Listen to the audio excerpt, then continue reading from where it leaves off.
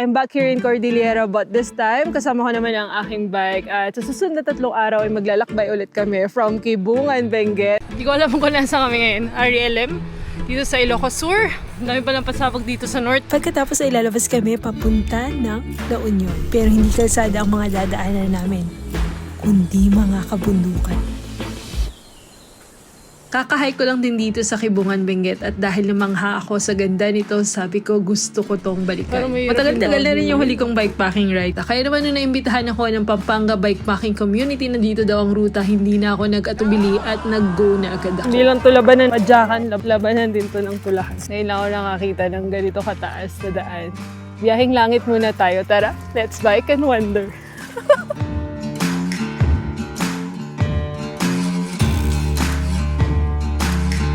Grabe! From Manila, bumiyahe kami papunta ng Baguio City at nakarating kami dito around 11 p.m. Touchdown, Baguio! Hindi ko alam kung saan kami ruruta pero antayin daw namin yung jeep. Na-meet ko na ilang members ng Pampanga Bikepacking Community. At syempre ang pasimuno ng lahat, si Vanjo Tapang. Apelyido pa lang, wala nang inuurungan. Umidlip lang muna ako dito at bandang 2:00 sindo na kami ng jeep na sasakyan namin. Lamig-lamig ang simoy ng hangin. Marami din pala kami sa ride na to at buti na nga lang nagkasya yung mga bike sa taas. Papabaliwala ka na lang kung may gasgas ba to. Nagpahinga lang kami dito around 2 hours. Nandito na yung jeep na susundo sa amin papunta sa jump off. It's 2 a.m. right now. Hello. Buti na lang dalawa kaming babae. Yun, pinagkakasya nila yung bike dito. 23 ata yung nilalagay na bike.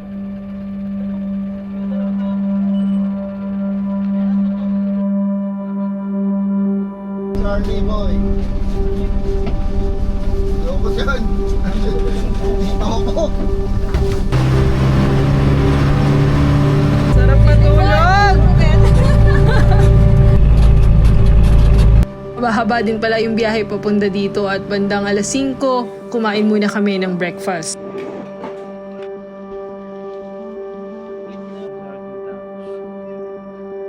Dumaan muna kami sa barangay hall ng Kibungan para mag-register. Yes, look who's back in Kibungan. Nag-stop over lang kami dito for registration. So actually nag-register na kami online. 5 oras din ata yung binahe namin para makarating dito sa jump off. Alam mo, ang lapit lang niya sa mapa pero dahil paahon lahat at zigzag road, malayo pala talaga siya. Ito rin pala yung dinadaanan ng mga motorista ang pumupunta sa Takadang.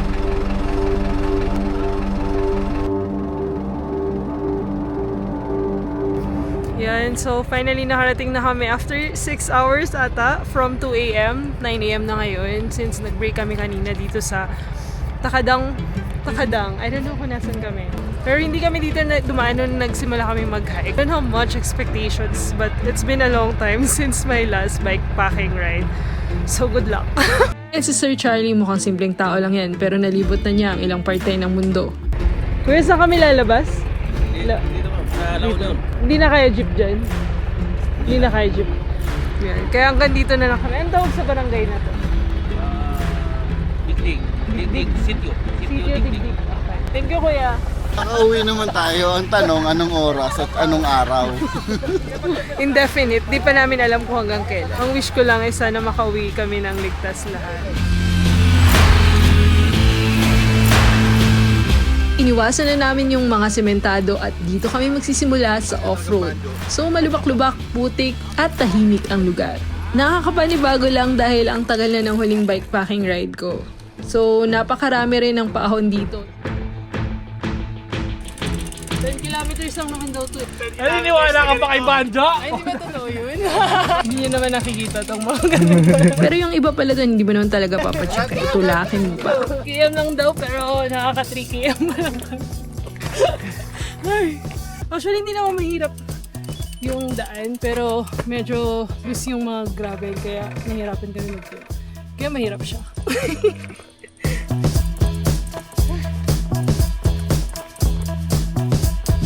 Sobrang tahimik sa lugar na to pero kaya naman siya ng mga sasakyan. May mga ibang dumadaan dito ng mga lokal papunta sa kasunod na community. Pero kung maghahanap ka ng tindahan, wala kang makikita sa kapaligiran.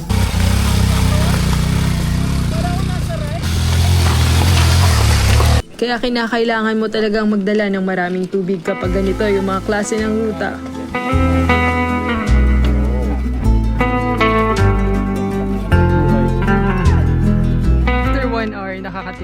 kilometers na kami. Woo! Laban. 10 km. 0.75.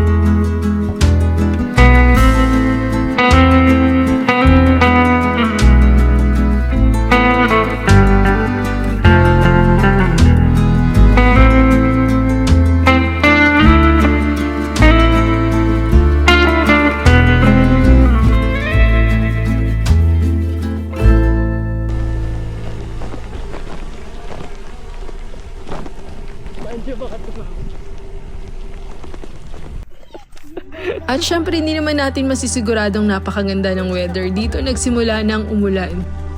Nagkaligaw-ligaw na rin kami yung iba mga nauna at hindi namin alam kung tama ba ang daan.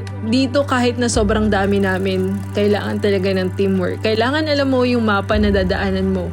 Kasi kapag nawala ka, karga ka ng lahat. Kaya mas mainam kung prepared ka sa mga ganitong klase ng adventure. Kahit sabi mo mukhang madali lang siya, kailangan mo pa rin siyang paghandaan. Ba't kayo tumigil? Babalik tayo. Seryoso? Ayun. 4 something pa lang Parang tayo. Layo muna tayo. Loko ka. Ay! Nung downhill namin, wrong way pala. Pero I think malapit lang naman. Pero nauna na yung mga kasama namin.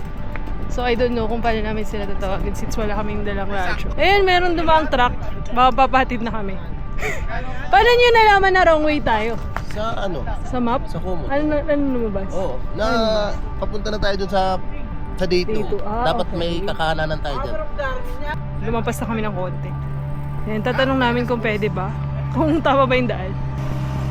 Kuya, pasakay! Kuya, saan yung Mount Oten? Dito lang.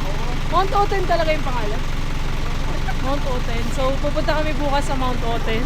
Titignan namin kung anong meron doon. Thank you, kuya! Yung dalawa, pinuntahan nila sila Banjo sa unahan. Tapos yung dalawa, check nila kung tama ba yung daan dito sa intersection. Since yung sabi ng GPX, yung file namin mali daw yung map. Drone ko na ba?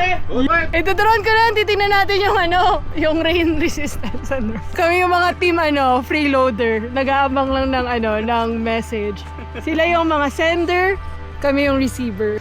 Ito yung mga pag nasa unahan kapag mali yung daan, hindi ka babalik, di ba? Ito yung pinaka-challenge kapag nagbabay kami sa kawalan. Kailangan may teamwork. Mas okay na meron kayong map para pag nagkaligawan, aware yung isa't isa. And ngayon, hindi namin alam kung dito ba yung daan or sa kabilang side kasi sabi lang sa map namin, lumampas na daw kami doon sa intersection pero nauna na yung ibang group.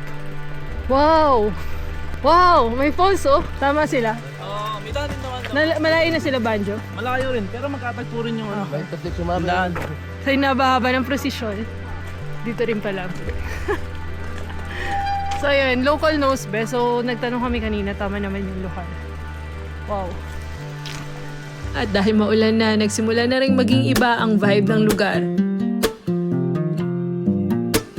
Tumutulo na rin ang mga waterfalls sa kapaligiran. At dito nadaanan na namin tong spot na to na napakaganda.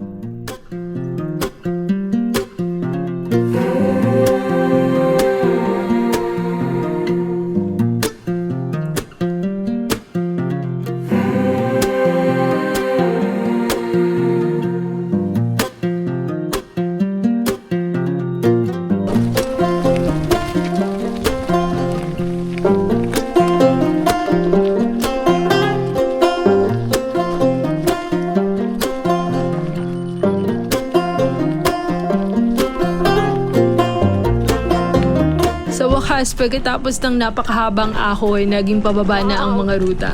Ito ka naman mapasabi na, okay, sulit naman pala yung mga inahon ko. Dagdagan mo pa ng misty and foggy vibe.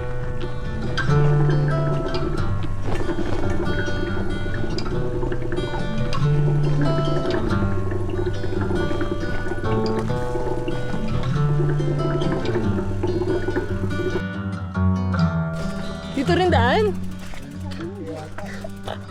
Parang mahirap yung downhill na yun. Sabi naman 10 kilometers lang. Eh, alas 3 na. Nakaka 6 km pa lang tayo.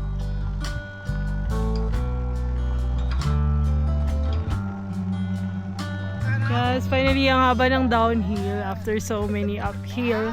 Pero ngayon, Uphill na ulit. Ipatos mo. Wow. Iba yung feeling kapag nakabike. Even na-hike ko na to before. Like, different experience na yung different kasama mo. Wala na yung iba, lumipad! Dito daw kami dadaan bukas pabalik. Good luck. Akala nila I'm doing adventure as a sports. But no. It's actually not a sports for me. But it's a way para ma-refresh yung mind mo. It's not just about physical health.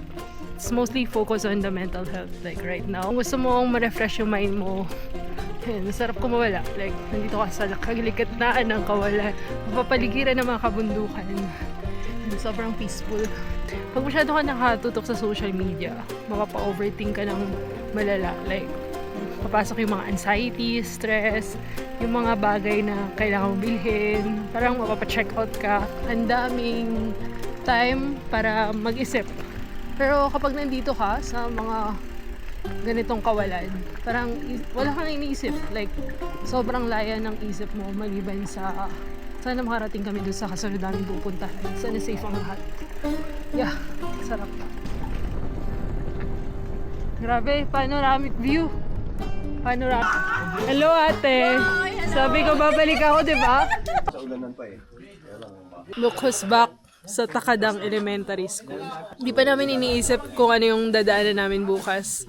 Gusto lang namin makapagkape ngayon. Pero wala din tayo nadaanan na parang camp spot doon. I mean, marami namang option, pero Walang yung nakatira kasi. Yung mahihiraman ng oh, Cool. Mas maganda pala kung kukontakin nyo rin yung lokal dito bago kayo pumunta. Para lang aware sila. Nadapa lang, pre. Nadapa lang. Hindi siya basic eh, pero ito yung, so far, ito yung pinakamaganda para sa akin. Day 1 pa lang, panalo na. Maganda view, maganda trail, maganda samahan. So yan, dito kami nagpalipas ng gabi sa Takadang Elementary School. Nagpaluto na kami ng pagkain dun sa lokal para mas makapag-relax din kami ngayon. Pahinga lang muna kami dito. Medyo maingay lang nung gabi, pero laban naman. Baliktad damit ko? Maliligaw ako. Baliktad yan? Ibig sabihin naliligaw tayo ngayon. Nagpumelo tsaka nag-orange eh. 7-Eleven. Oh my. Babao na lang siguro para mabigat magkano. Laban. Naka-earphones ako, ang ingay eh. Para hindi rin kailangan natin bilisan para hindi tayo pabigat sa rides. Yan, panatilihin natin laging malinis yung lugar kasi pag merong isang nagkalat, like damay yung buong community, baka hindi na tayo makaulit. We're aiming to go back soon sa pinanggalingan namin kahapon. So, medyo madugo yung mangyayari today. Fresh pa tayo right now. Nulit na lang yung plans. Yan, mabalik na kami doon. Hindi na kami nakapunta ng Crying Mountain. I think okay naman kasi sobrang sulit naman na yung nakita natin dito. Variety of landscape. It's gonna be another adventure torture day today. Ayan, okay na rin na bumaba kami dito. Kasi worth it naman yung view. Doon kami galing nung nag-hike kami. Ayan, umakit na kami. 1 hour na kami umakit. Ito yung masaya kahapon. Binabayaran na namin ngayon yung saya. Kahapon nakangiti lang ako habang dumadaan dito. Ngayon dito ka na mapapag-realize na kailangan mong suklian yung mga kasayahan na naramdaman mo. Hindi laging joy, di ba? Hindi laging saya. Balance siya. Ngayon yung yung pigati. Pero wala pa tayo doon. Ano pa lang to? Intro. Grabe, ang ganda. May mga mata yung bundok. Parang tigre, lion. Tapos, nag-i-slow mo yung lahat. Yung pag nandito ko, parang ang haba ng araw. Wow. Nung una medyo natakot ako na baka dadaanan namin yung dinaanan namin nung nag-hike. Kaya sinigurado ko munang bikeable ba talaga yung mga dadaanan namin. Dahil alam ko na kapag dumaan kami ng litalit, medyo delikado siya kapag may kasama kang bike. So buti nilang iba yung dinaanan namin. So halos gravel road yung mga daan, bikeable naman kung malakas ka. Pero may mga ilang parte nagtutulak talaga kami.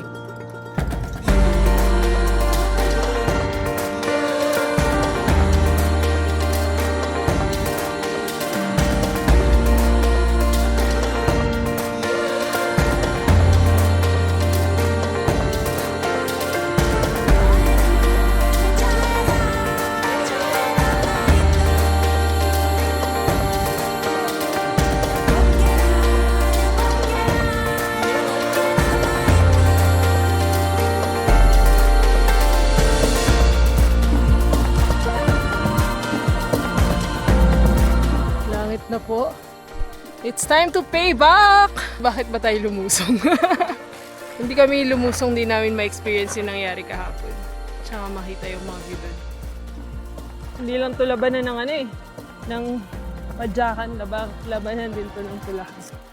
Lunch time! Medyo malapit na ata kami. Chaz! In the middle of nowhere.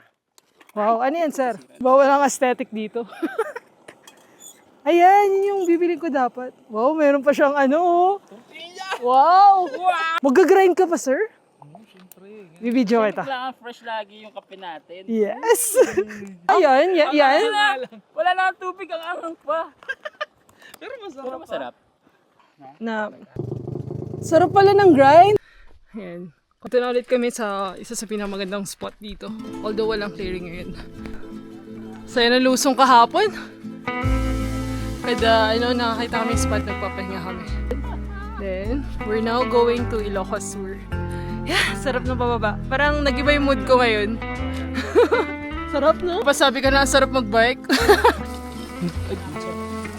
Grabe lang, malakas. Grabe lang? Variety na rin yung landscape dito. Nadadaanan namin yung mga ilog since nasa lowland na kami. Turns out, meron na rin sementadong part dito. As of now. Oh, bikeable. Di kaya ng MTB, pero kaya ng gravel. Naging foggy na yung lugar, hindi mo na alam kung saan yung tamang daan. Kahit dire-diretso lang naman.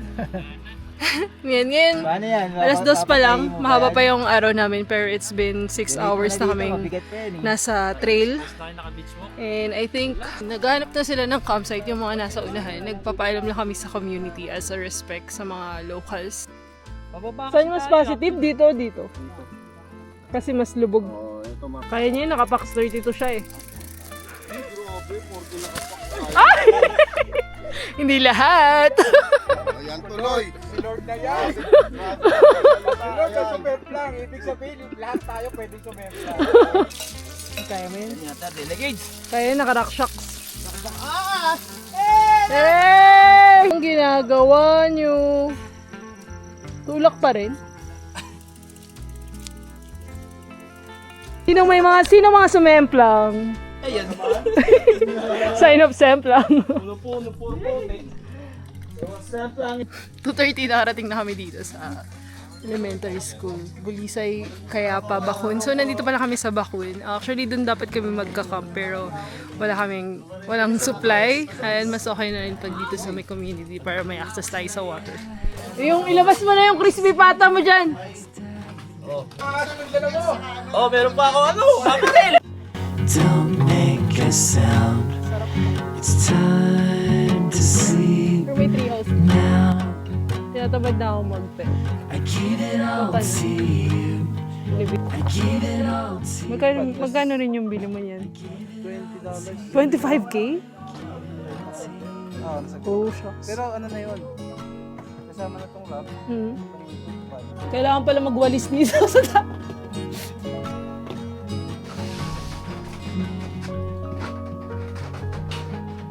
Yes, may pabahay. Gutom yan. Wala nagsasalit. Yung tubig. Asan? Oo, pwede palang mag-igib nga. Dito pala pwede mag-igib, no? Bakit masarap yung kanin ng lokal? Kasi tanim. Sige, try natin. Gusto ko lang ma-experience yung kanilang. Uy, ang galing mo magsaing. Walang tutong, ha? Perfect. Ano yan? Puset. Parang kakaiba yung coordinate mo, ha? Hindi ko lang sa taas. Lang kasi na yan. Pampangas best. Ay, Bulacan ba? Sa'yo galing. Bye! Thank you, ma'am.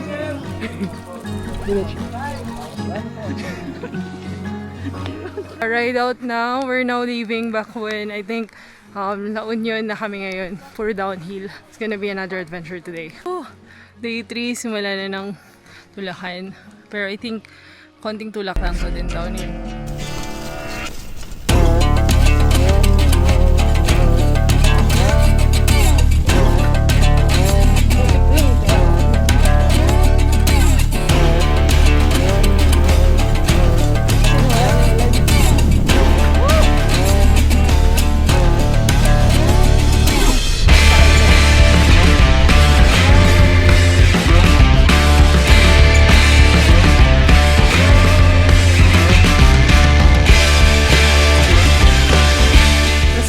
pala tayo ngayon.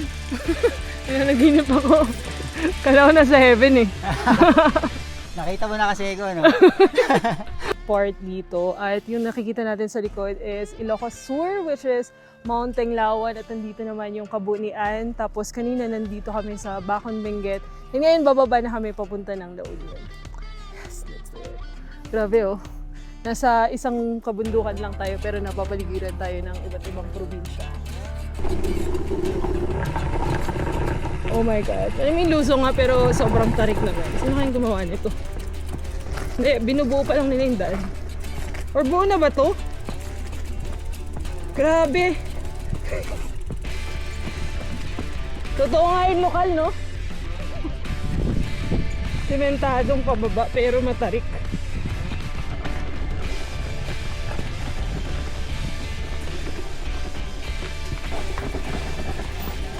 Hindi kita sa camera. Hindi lahat ng lusong masaya. Diba hindi mo yung pa-jacket?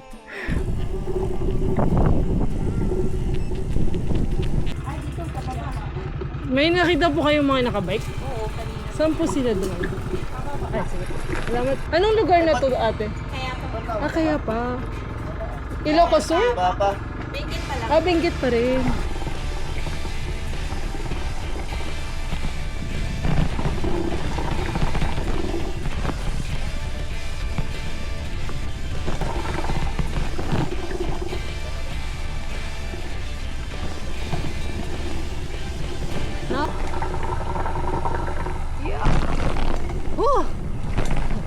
Yun, nandaanan na namin tong Barangay Kayapa. Nasa Benguet pa rin pala kami Kailangan ngayon. natin May merienda muna ako.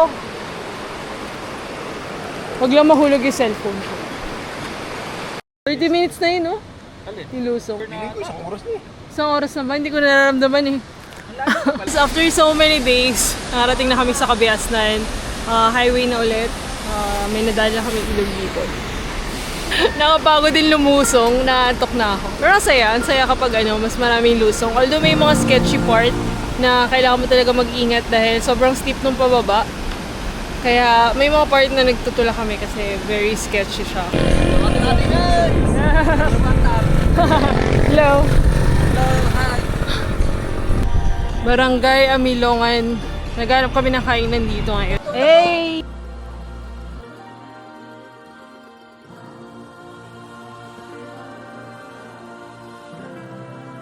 Solid. Sobrang underrated sa part na to. Hindi ko alam kung nasa kami ngayon. RLM. Dito sa Ilocos Sur. Ang dami palang pasabog dito sa North.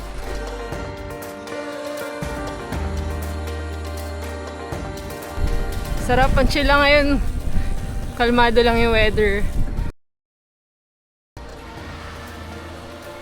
Na-realize ko na when you're traveling, you're not just there to see those places, but to feel that you're fully alive. Feel the earth, seeing these places, function yung 5 senses mo. Feel mo yung heartbeat mo. Yan, malinaw na malinaw yung mata mo dahil nakikita mo itong mga kabundukan sa harap mo. Naririnig mo yung mga ibon, yung tunog ng hangin. And you feel alive. Oh.